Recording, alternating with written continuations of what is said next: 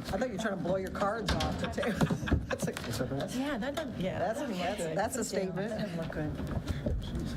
Dick, put it down. That doesn't look good. That's what's up. I didn't shut it. I just, yes, ma'am.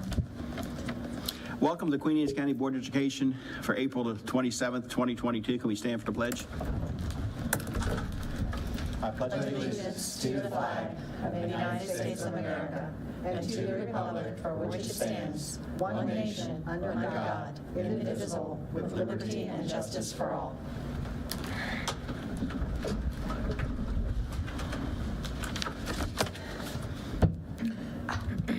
Everybody had a chance to look at the agenda? Yes. Yes, sir. Motion to approve. So moved. Second. All those in favor say aye. Aye. Ayes have it. You've had a chance to look at the April 6th closed session minutes. Yes. Motion to approve April 6th closed session minutes, sir? Second. That motion second. All those in favor say aye. Aye. Okay, you've had a chance to look at the open session for April the 6th, 2022. Has everybody had a chance to look at those? Motion to approve April 6th open session, sir? Second. A motion second. All those in favor say aye. Aye. Ayes have it. Thank you.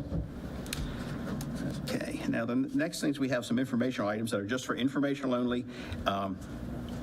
We got this, and if anybody has questions or at a later date, we can go over this again if anybody has things they would like to review. And always, as we do normally, contact the superintendent of schools for any additional information. 401 update, that is the CAD and SSIC update. Dr. Kibler?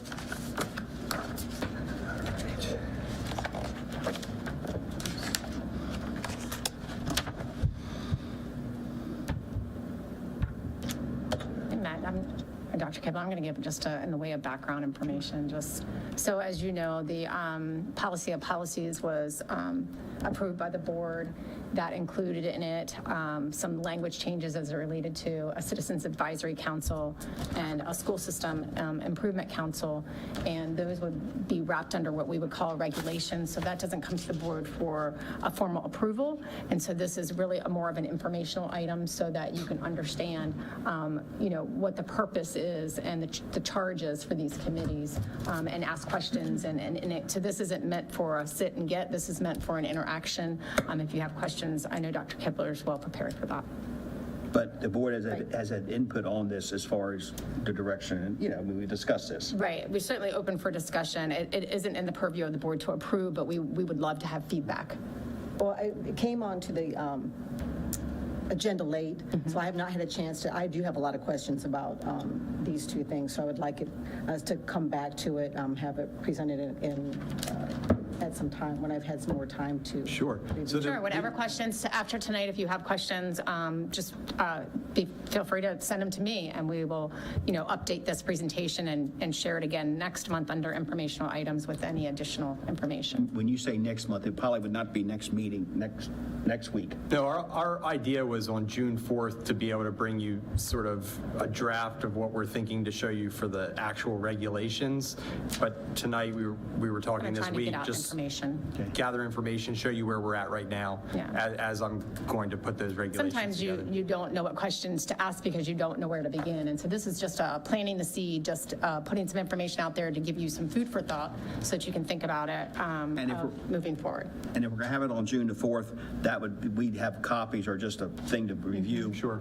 At least the Friday before that, so we have time, as early as possible. So Right. questions, because sometimes people even have questions prior to the meeting that might want to address something. Right, and we were originally thinking we might just talk about this, and then Right. yesterday we were like, well, let's just we'll put a couple slides together just so. Because visually sometimes it's easier for someone to digest information.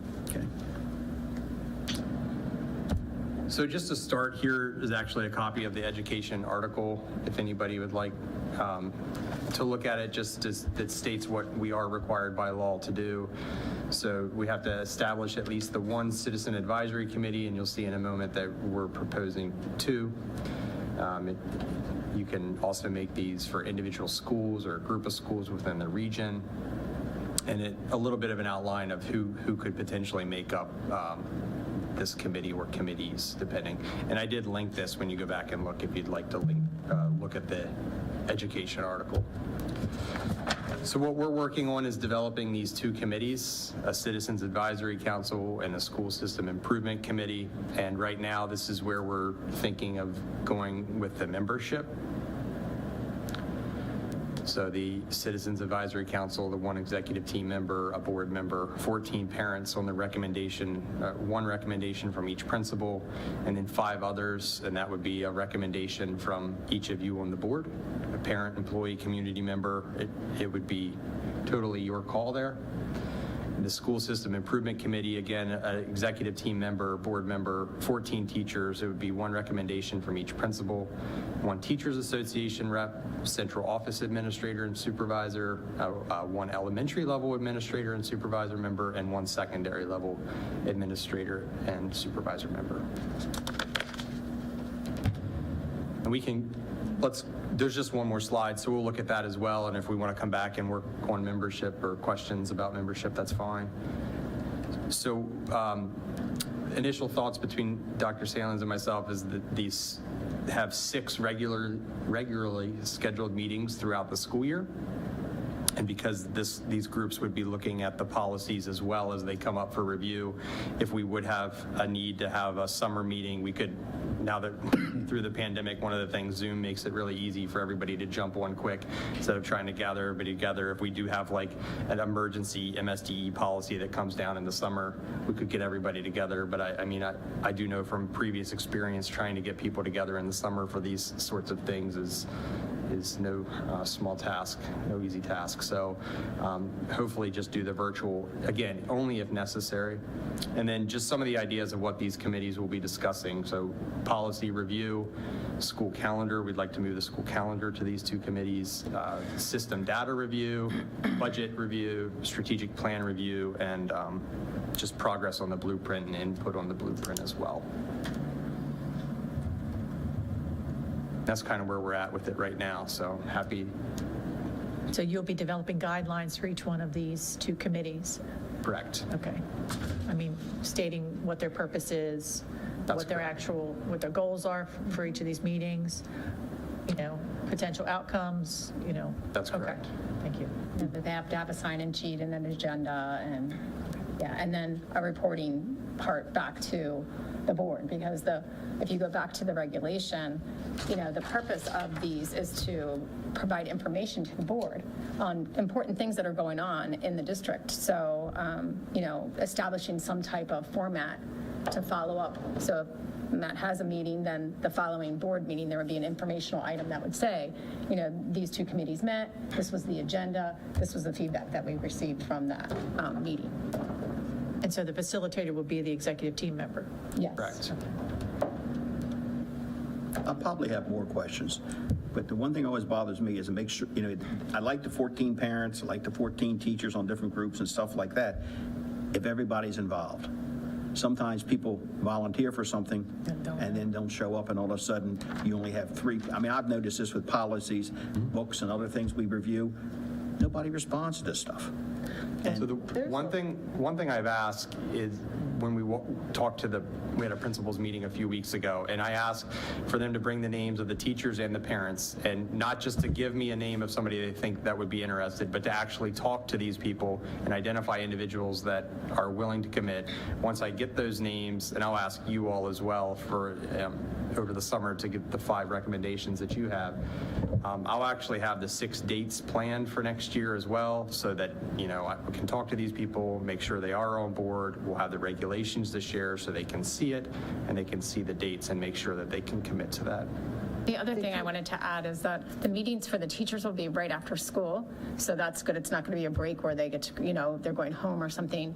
And they can also apply to get credit, because it's just like participating in a school improvement team meeting where they can actually get credit towards a credit, to recertify themselves. So that's actually appealing to many people to use that as a vehicle to get recertified.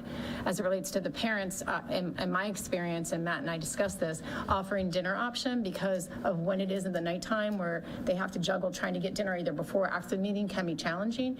And usually when you have, I know it sounds a little silly, but when you have food there and you bring them together, it ends up helping to facilitate that conversation and to increase that attendance. So I think we'll use different strategies on trying to make sure that we have a good representation of attendance.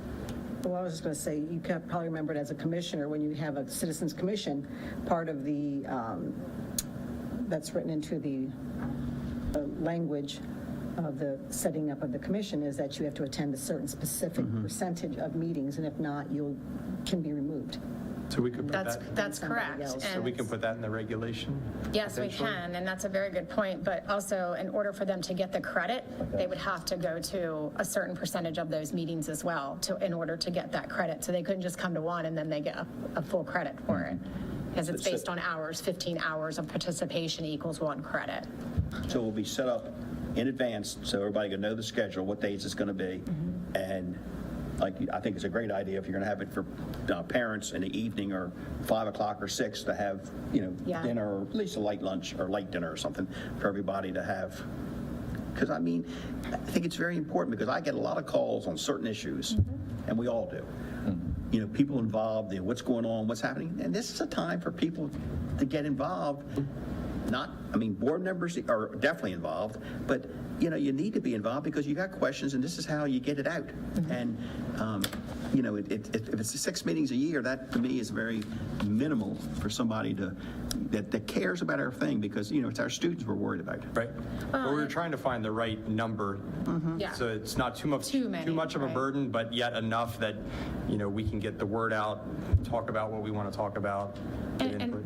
And during, you said, well, will you articulate what their role is? Yes, because they really are a representative. So if I'm representing my school, then I'm taking information back to the faculty and I'm sharing that information to get input so that the next meeting I come back with input from the staff, and same thing for the parent or the citizen. I'm going out, I might be talking to other parents on PTA, I might be talking to parents at a baseball game or a football game or, in my neighborhood. But that's my responsibility to go out and kind of seek some feedback before the next meeting and share out at the next meeting. So you kind of tend to get more than just those voices, you tend to get a larger voice out of it.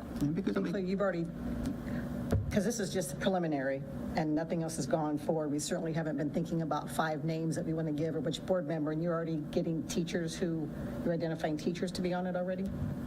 And what I did, the last time we had a principals meeting, we have a good of the group where we just sort of, and what I said is I'm going to be asking for you in the coming months to start thinking about a teacher and a parent, and what I'll ask when I ask for those names is that you actually talk to them to get us. And what I was thinking as a target for you all is the summer board retreat, to have a name by then. Maybe it'll be the June work session, I don't know. And we can discuss that at the June meeting when you're bringing this back in a more Correct. That would be fine as formalized well. fashion.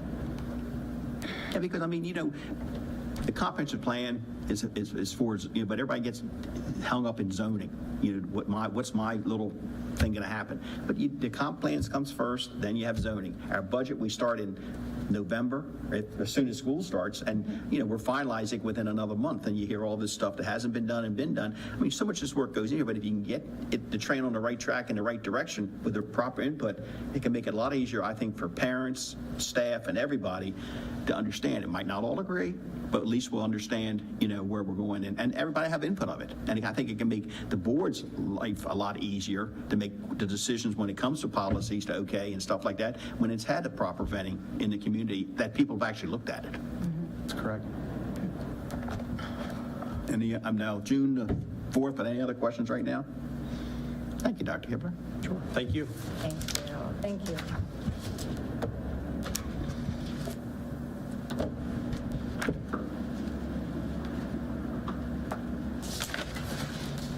Okay, our next update.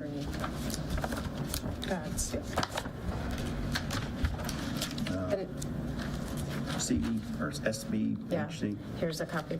You can pass the whole thing down as a packet. This is the thing that was scheduled that got moved. Uh-huh. Okay. Executive team members, if you'd like one. Okay, this is regarding our This healthcare. is the school-based health centers, and I added this here and didn't post this information out. I don't think that our contract, our application needs to be posted out necessarily, but I wanted to take the time to talk about the school-based health centers because I think they're going to be have a very large impact on the school district. And I know with our discussions with Everside, I want to make sure that the board understands the difference between the Everside initiative and the school-based health center initiative. So this is the memorandum of agreement for our school district and Chop Tank Community Health. And the purpose of the school-based health centers is that it's located on the site of the school and that they provide appropriate medical preventative care, such as, dental work, things like that, mental health, which is highly needed in all of our schools, and health education services. So that is their purpose. And the main part of that is that this is wrapped around our students, so age-appropriate medical for our students, where Everside is more for our employees. Now, can a teacher access this at the school? Yes. So the 3 school-based health centers that we proposed, our application is in. It has not been approved yet, but it is in, and you can see the schools there for Sudlersville Middle School, Sudlersville Elementary School, and Churchill Elementary School. And so those 3 sites, a teacher at a site or any other site can go and actually get, say, a flu shot there, or they can be seen, but that's not their primary purpose. Their primary purpose is for health of our students. And so as we move down, there's a designated person that's responsible there through Chop Tank for the day-to-day operations of that clinic, of that support center. And they support and promote health and disease prevention. It's a total collaboration, mental and dental, which is really important. If you turn it over to the obligation part of it, you'll see a list there of exactly what they'll be able to offer for our students. So they'll be able to offer annual physical exams, and those do include sports physicals, which tend to be very difficult sometimes for our students to get. They do health risk assessments for our students, anything that would be acute illnesses or injuries. So someone broke their arm, they can address something, things like that. Or if they have the flu, things like that. Medical care for students with chronic illnesses. So students who may have diabetes and are on a regimen and need to be seen on a more regular basis, they can do that. Behavioral health, and including nutritional and health counseling and referrals out to our community. And then as well for addictions as well. So these are some of the services that will be provided. I wanted to make sure that the board was clear on those 3 school-based health centers, which we have done a site visit as well as a site pre-assessment and evaluation through Mr. Pinder and his department. And we are feeling very confident that all 3 of those sites will need minimum changes to be able to meet the expectations of this site itself. So they literally have a checklist that you have to go through. You have to, for example, have an exam room. You have to have a bathroom within so many feet. It has to have running water and, things like that. It has to have a reception area. And so the 3 sites, Mr. Pinder and his team have already been out, walked the sites with Michelle Morissette as well as the Chop Tank folks to make sure that we've, completed all the checklist and that before we put in our application. The application has been finished. That was this part of the green piece here, one with the green line on it. But I'm very excited about it. I think this is going to be very positive for our community, for our families that need healthcare support in that part of our district, and frequently will go out of district to get services. Now we'll have services right at their school. And often those students who need assistance, they never have to leave. The parent doesn't have to leave work, come to get the student, take the student to somewhere else outside of the district, so they're missing time from work. And so there's a lot of positive aspects to this, and I'm very excited about it, but I definitely wanted to make sure that I articulate the difference between Everside, which also has to do with healthcare, and our school-based health centers. So I don't know if anybody has any questions. I'm sorry. Go ahead. Any student that gets involved, it would have to have parents sign off on. I mean, Yes, there's something there's a- being going on. There's an application enrollment process, so there's a little form that they have to fill out, the parent has to fill out. If the child has insurance, they take the insurance. If the child doesn't have insurance, they find means and ways to help the student to get the support that they need. Yeah, I haven't had a chance to read this since we're just seeing it, but a couple questions off the top is, it says all the medical records are owned and maintained by the Choptank Community Health System. So if a child leaves the school system, they can't get those records and they stay with the school forever? They would Or have to stay go with Choptank, so it would be, they would have to apply with Choptank to get them. Just like if you were at your doctor's Right, and you but it wanted says to move to another doctor, you would go to your doctor and get those records. Right, but they would give them up. They wouldn't keep a, okay. Right, yeah. And then what about, are they able to be seen without their parents if a parent? No, they would have to get, they have to have, now there is a provision through Mr. Evans, if he was here, he would help me. There is a provision that, there's a law in the state of Maryland that students can be seen via counseling without parents' knowledge. There's a law, and I can get that for you. I don't have it off of my head. I know if Mr. Evans was here, he would probably recite it because he's so good with all his policies. But other than that, no, they have to have a parent. You know, they sign up just like anybody else would. As I said, there's a form in the beginning. If they need to make an appointment, the nurse can call the parent and say, Patty just came down. It looks like she may have conjunctivitis. Is it okay? The nurse practitioner's here at this time, or the nurse practitioner will be here on Thursday. Can I assign her, set her up for an But appointment? if they don't sign up, you wouldn't even ask. They No, would just if they go don't to sign up, their- they have to put an application and it has to have that on file. They have to enroll is what it's called, not necessarily an application. I guess that might not be the best word, but they have to enroll in the program in order to seek the benefit.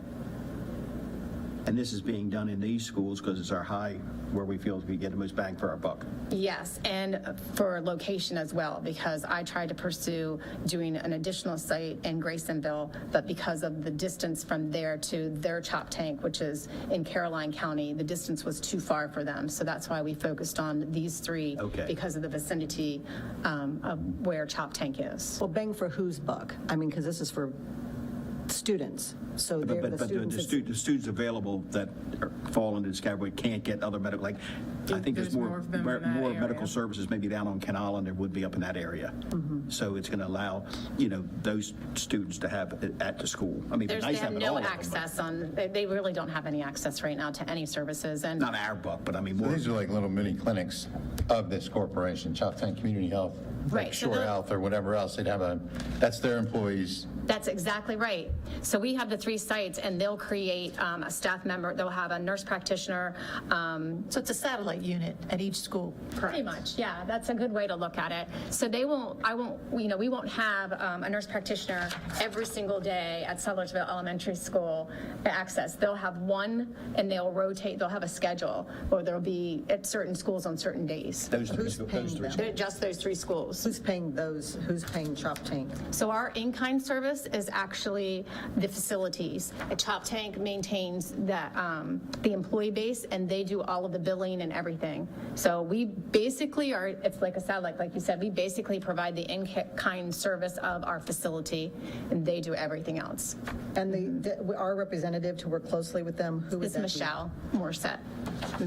So how are they being paid is the question? By They get paid grant? through Choptank. Not us. They're Choptank employees. Chop How them. is Choptank being paid? Is it through SSI? Is it being Well, paid through Medicare? Is it So being if I paid- have insurance and I go, they bill my insurance company, and that's how they get Okay. paid. If I don't, then they bill medical services. Okay. The state of Maryland that provides Okay. That's children what I'm with asking. medical services. There's a kickoff meeting on the 25th that I'm attending. I'll let you know. Yeah. Thank you. I'll ask that question. Yes, we are having a kickoff meeting. The health department, obviously, is a partner, Choptank. We'll have board members there, commissioners will be there representing our admin team and our central office team. So But that's the, the 25th of May. The 5th of May. And so just like any other medical clinic, because they're minors, they need parental consent Yes. for any kind of treatment or whatever. Yes.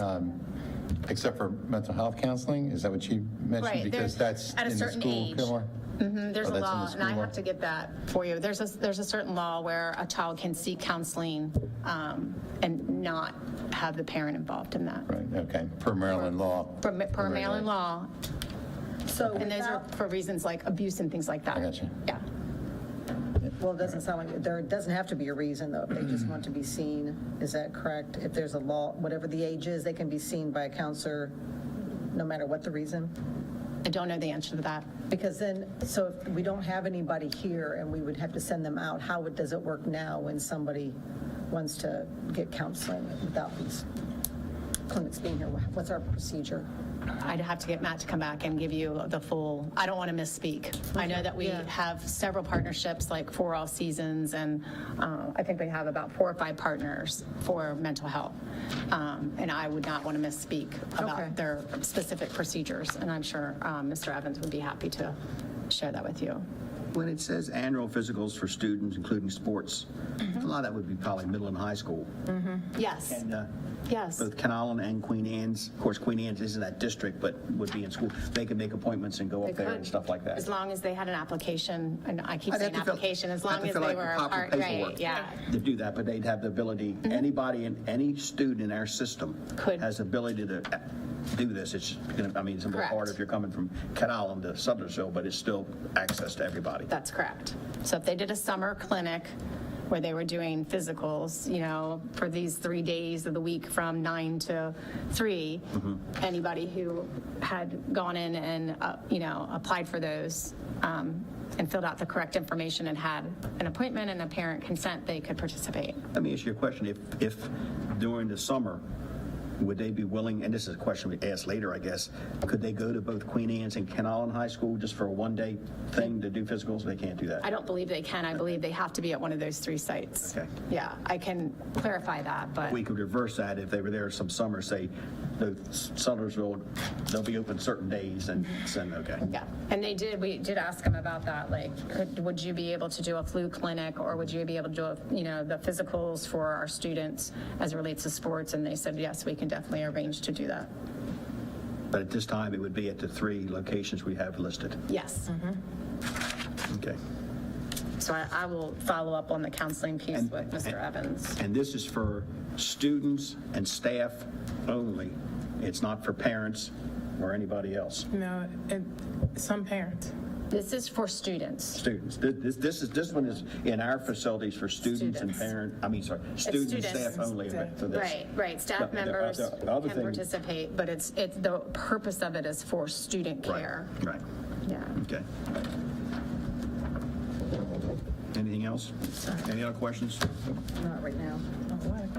And you'll I keep said I us- would like to read it. Understand, and we can put this back on, or certainly you can just send questions to Dr. Salins, or we can put this back on in another meeting if we need more information.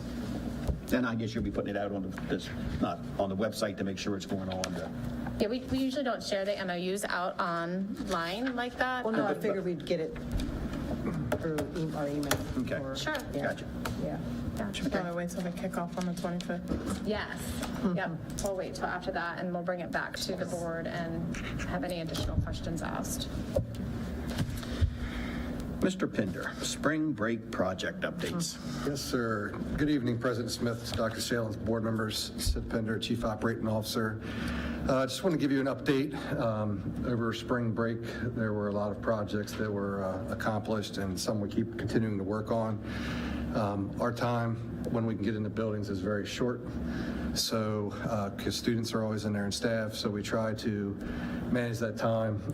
Jim O'Donnell, our maintenance foreman, Carla Pullen, our facility planner, myself, were out there along with also John Murdoch because we still had athletics going on. And we still had a few special needs schools across the Bay Bridge that had different schedules. So we still had buses traveling. We still had athletic events occurring. So we never really shut down the whole time. But we were able to accomplish a lot over spring break. If you ride by Queen Anne's County High School sometimes, we were able to put in LED lighting throughout the whole parking lot there, and we're now doing the pedestal lighting there. If you've ever been up there before at nighttime, probably Ms. Hudak can attest to this, it is hard to see. Jim O'Donnell worked with the Delmarva Power to get some grants and rebates to cut that down. So Queen Anne's was our last school. All of the schools now have LED lighting. The last building that we have to do is the warehouse. But that will help us out tremendously because we'll no longer have to send maintenance guys out there because of the life cycle of, the LEDs. We're not replacing the metal halides. Also, it's a cost-saving measure for all of us. We had a water main break behind Queen Anne's County High School where the CTE section is, and we were able to spot that fairly quickly and get a crew in. Rough part was it was under the blacktop, so we took us a while to get in there. And then once we kept finding one piece, we would find the next piece and the next piece. So that took a little bit of time to replace. Through some of our site visits with Dr. Salen, some of the principals had pointed out a couple items that they needed to get repaired. We were able to repair the flooring in the hallways at Centerville Middle School, and also the gymnasium at Kennard Elementary School. We were able to replace the VCT in there over break. Along with that, we had some issues with water heaters at Mattapique Elementary School and Centerville Middle School we replaced. We had some roof leaks at Kennard Elementary School and also Queen Anne's County High School. We were able to tackle those, and those are probably some of the tougher ones because the one at Kennard was probably the size of the top of my pen. It was probably about a ½ inch long that we could not find for a long time. We were able to find that and actually fix that. So I want to give some shout out to the crews that were out there for that because that was not an easy one to find. Graysonville Elementary School, we painted all the exterior doors. And this week, if you go by there on the weekend, we'll be painting the canopies that come out. They were just faded and really helped spruce up the place outside. Mr. O'Donnell met with Johnson Controls. If you remember, we installed a new fire alarm system at Ken Island High School, and we were able to actually wrap that up and do some troubleshooting because nobody's in the building to hear the alarms and see the strobes go off. So we were able to accomplish that project. Along with, we were able to finish the PA system at Queen Anne's County High School, which has been a massive project, as you can imagine. We still have some speakers that we need to replace in there, and we'll do that after school hours, but the entire system is up and running. We were able to also replace the entire PA system at Centerville Elementary School across the street here over break, so that has been finalized. And we had a couple pre-bid meetings. One was for the Bayside Elementary School roof, the Ken Island High School roof, and the Ken Island Elementary School roof, along with, if you've ever looked at Bayside Elementary School, the exterior of the building envelope there needs replacement, so we were getting bids on that also. If you recall, you approved quite a bit of furniture, cafeteria tables. We did have cafeteria tables arrive at Sellersville Elementary School, and kindergarten furniture arrived at Graysonville Elementary School. We did the final walkthroughs, which is nice when nobody's in the building, at Centerville Elementary and Bayside Elementary School for the painting of the interior building this summer. So there were a lot of things going on over break. Just wanted to kind of keep you updated on that. Like I said, Jim O'Donnell and Carla Pullen and John Murdoch really put a lot of time into that. Sometimes it doesn't get recognized, but they really go above and beyond everything. So, any questions? Oh, wow, I didn't realize we had a month break. Week. I know, right? All in a week. By Thursday, I can see Mr. O'Donnell kind of getting tired of me. But he's a great guy. Tell us where you went on your vacation for that week. Let's see, let's start with Bayside, do it in alphabetical order now. Well, we appreciate that E because comes before C. I don't think the general public knows how much use these schools get. It's not like a house. It's like a Walmart open all the time. 24 you know, hours. and you know, like you said, when students are in there, it's hard to work. So, there's only opportunities, and even in the summer with summer programs and all this other stuff going on, very limited of when we can get into our schools. You think students are in there between like 7:30 to 3 at the high school, and then you have athletics. Elementary schools 8:30 to 4, and as soon as you send somebody on top of the roof, hey, look at who's up there, and that's just a distraction to the teachers. So it really limits our time that we can truly get in and do some work. That's why the pre-bid meetings and getting all the quotes and things finalized ahead of time are really important. So when we get to it, it goes fairly smoothly. Yeah, well, thank you for your leadership with it, honestly. I mean, I just said, hey, can we get some things checked off before summer comes? We got a little time, and then it's like, so, I mean, far more than I could ever have anticipated that you all would have checked off the list. And so puts us in a great position for summer work. And, kudos to you and your team for getting so much done. I think a big box store is 100,000 square feet. You got 14 of them to watch. I mean, we got $1 million for. So when you put that in perspective, you go into a big box, and we got 14 of those things.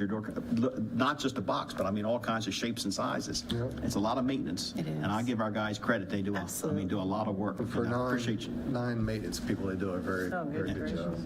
So. Thank you. Amazing. Thank you so much, Mr. Pender. I do have a question just regarding just the usage. I know a while back we had talked about looking at the community usage of the schools, about talking about making it the same financially, just kind of re-looking at that. Is that moving forward at all? Or I'm going to look to sorry sit on after all of that. That's all right. I mean, yeah. we can take a look at it. I mean, it's pretty well across. I mean, when you use it, you're going to pay for the classroom or the gymnasium, whatever, area you would like. And then you're required also to have a custodian. Now, if you want air conditioning. Well, no, it was all that. I just know that one of the policies we had looked at about a year ago was this policy, and they were showing that depending on what kind of group you were, you may or may not pay. You may or may not pay a certain amount. You may or may not pay a lot amount. You may not pay for everything. And then even looking at, is this truly a reflection of what's the cost is now with electricity going up? And so I thought we were just kind of going to not. I can take a look at those. I mean, Look at the I have not. policy No. again to. Don't do it now. Wait till next meeting.